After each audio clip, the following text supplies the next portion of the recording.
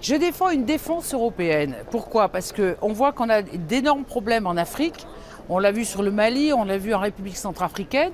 Et je trouve que la France est très seule. Et c'est pas bien d'être seule comme ça, parce que déjà que la France a eu des liaisons un peu dangereuses avec l'Afrique, quand on parle de France-Afrique, il était important que, au niveau européen, on défense la démocratie dans chaque pays, qu'il soit en Afrique ou qu'il soit en Ukraine ou ailleurs. Et le fait qu'il n'y ait pas de défense européenne, ça entraîne justement des liens qui sont trop historiques, et je trouve que la France est toute seule. En même temps, on a vu sur l'Ukraine. Regardez l'Ukraine, ils avaient comme référence les valeurs européennes. S'il y avait une vraie politique diplomatique européenne, on aurait pu avoir une influence plus rapide que ce qu'on a eu.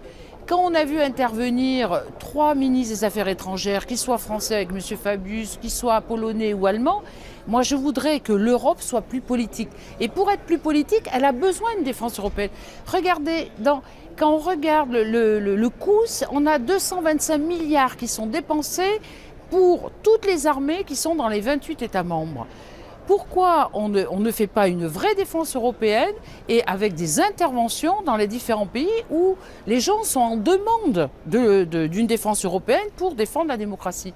Et je trouve qu'on perd beaucoup d'argent, ça ne forme pas une Europe, vous voyez, unie, parce qu'il y a un déficit politique sur la diplomatie européenne, et il y a un déficit sur une vraie défense européenne qui pourrait intervenir dans les pays demandeurs.